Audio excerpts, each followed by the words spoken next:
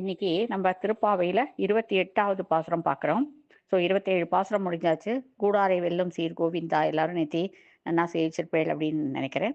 இன்னைக்கு "கறவைகள் பின் சென்று" இந்த கறவைகளோடு தானே கண்ணபெ கண்ணபெருமான் வந்து தன்னுடைய சின்ன வயசு பருவத்தெல்லாம் இது பண்ணான். தயிரும், மோரும், வெண்ணெயும், பாலுமா சாப்பிட்டு சாப்பிட்டு சாப்பிட்டு அந்த கறவைகள் பின் சென்ற அந்த கண்ணனுடைய இதுக்கு இன்னைக்கு வந்து தத்தியோனம் சொல்லுவா. அத தயிர் சாதம். அந்த தயிர் சாதம் வந்து இது பெருமாளுக்கு கண்ட்ரோல்ல பண்ணா ரொம்ப விசேஷம். இப்ப நான் பாசுரத்துக்கு வரேன்.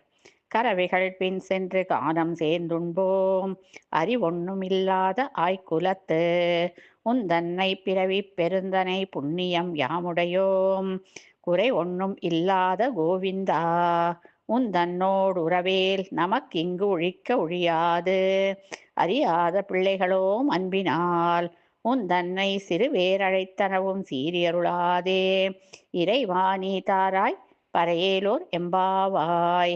இது இரட்டைப்பாசுரம். திருப்பி இன்னொரு தடவை நான் சேர்க்கிறேன்.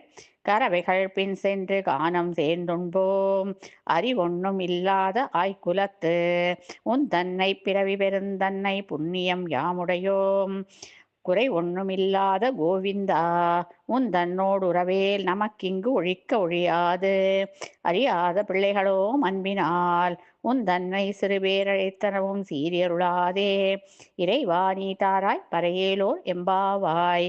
இந்த பாசுரத்துடைய ஒரு சுருக்கமான இது என்னன்னா, சிறுபேர் அழைத்தனம்னா நம்ம வந்து நமக்கு ஏதாவது காரியம் ஆச்சுன்னா பெருமாள் மாதிரி இல்லை, பெருமாள் நல்லா பண்ணிட்டாருமோ, நமக்கு ஏதோ ஆகலை அப்படின்னா பெருமாள் வந்து நம்ம தூஷிப்போம்.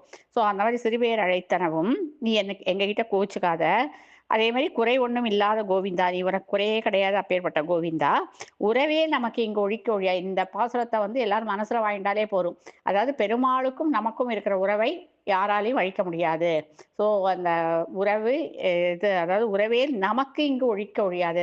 எப்பவுமே அதை வந்து நம்மளால இது பண்ண முடியாது, ஒழிக்க முடியாது.